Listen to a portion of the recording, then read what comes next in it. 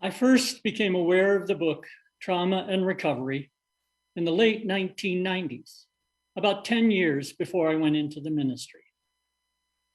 Back then, I was a social worker with a private psychotherapy practice. At that time, a significant number of the people I was working with were struggling with the impacts that traumatic experiences were having on their lives. The traumatic experiences these people were dealing with came from a wide range of settings. Back then, I was working with trauma victims who were veterans of the Vietnam War, adults who had been abused repeatedly as children, and women who were in relationships with partners who were controlling and abusive. Before I read Herman's book, I wasn't able to fully recognize or appreciate how these various types of trauma survivors shared many similarities. I was just beginning to see that there were patterns both in the experiences and the reactions these trauma survivors had.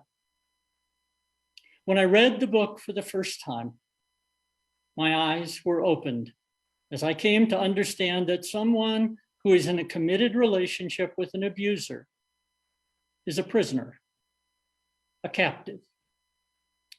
And they are living both in a war zone and a prison that few, if any, other people know about.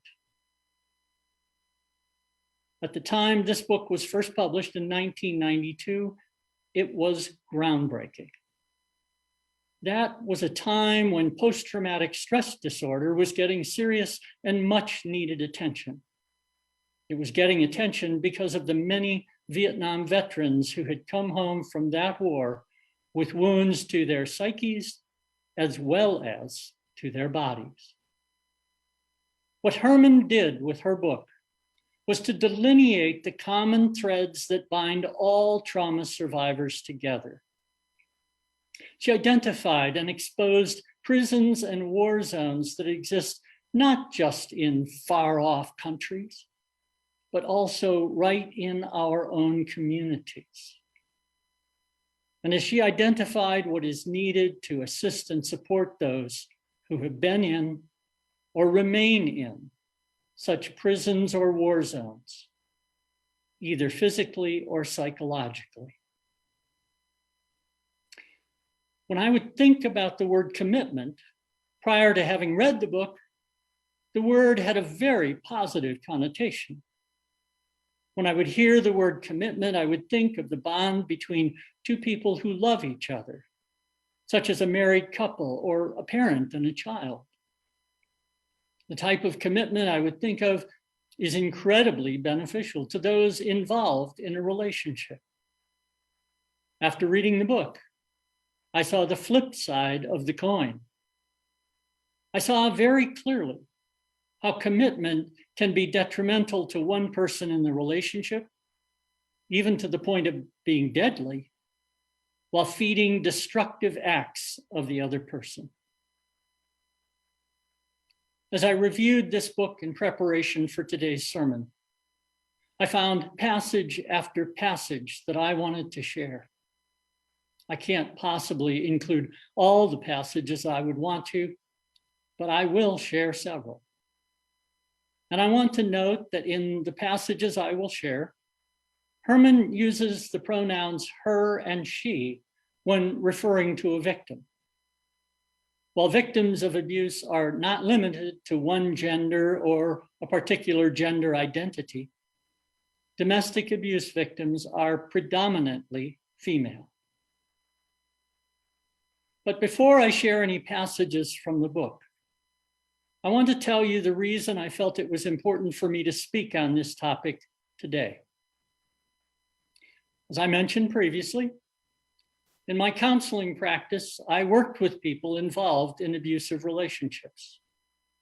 But that wasn't and isn't my only experience with people who've been traumatized by domestic abuse.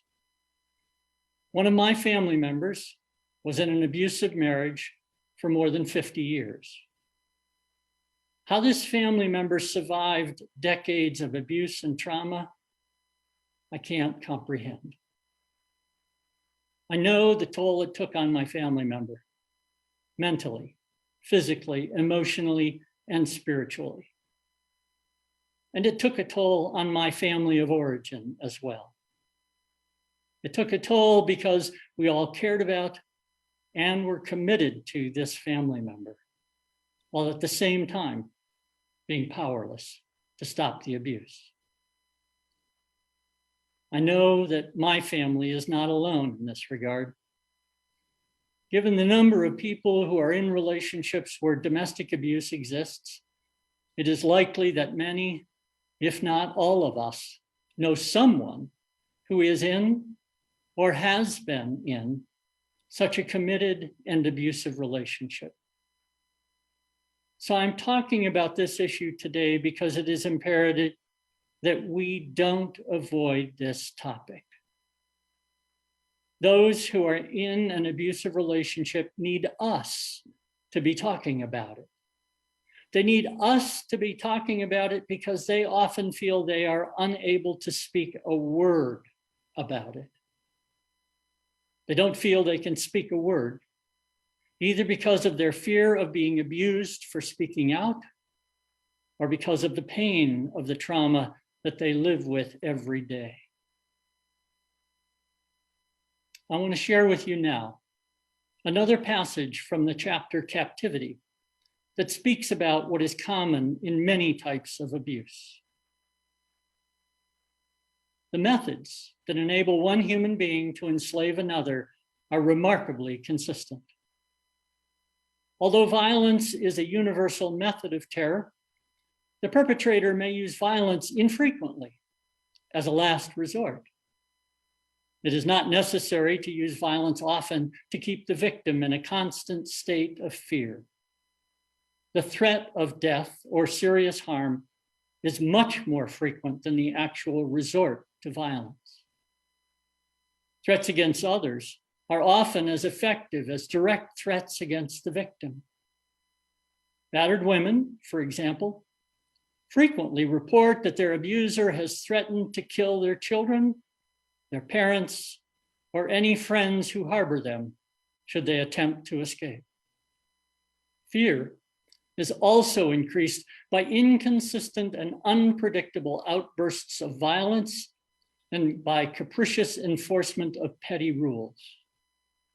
The ultimate effect of these techniques is to convince the victim that the perpetrator is omnipotent, that resistance is futile, and that her life depends upon winning his indulgence through absolute compliance. The goal of the perpetrator is to instill in his victim not only fear of death, but also gratitude for being allowed to live. Survivors of domestic or political captivity often describe occasions in which they were convinced that they would be killed, only to be spared at the last moment. After several cycles of reprieve from certain death, the victim may come to view the perpetrator, paradoxically, as her savior. The last sentence in this passage is very important. The victim may come to view the perpetrator, paradoxically, as her savior. The bond that can be formed between perpetrator and victim then is very complex and can be very powerful. And the dynamics of such a relationship can be confusing and unsettling to a person who may engage in efforts to assist the victim. The victim and the person seeking to assist the victim both want the abuse to stop. The person offering assistance might recognize that getting the victim out of the relationship could be the best or possibly the only way to accomplish the goal. But for the victim, leaving or having the perpetrator leave may be perceived as a threat to the person they love, as well as to their own survival. Here is a subsequent passage from the book that speaks to this issue. Attachment between hostage and captor is the rule rather than the exception. Prolonged confinement while in fear of death and in isolation from the outside world reliably produces a bond of identification between captor and victim. Hostages, after their release, have been known to defend their captor's cause, to visit them in prison, and to raise money for their defense. The emotional bond that develops between a battered woman and her abuser, though comparable to that of a hostage and captor, has some unique aspects based on the special attachment between victim and perpetrator in domestic abuse. A hostage is taken prisoner by surprise.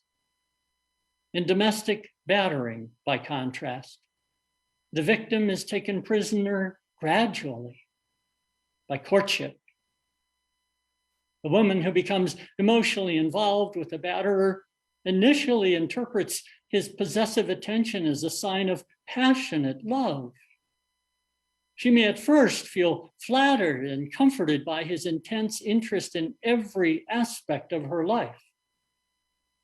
As he becomes more domineering, she may minimize or excuse his behavior, not only because she fears him, but also because she cares for him.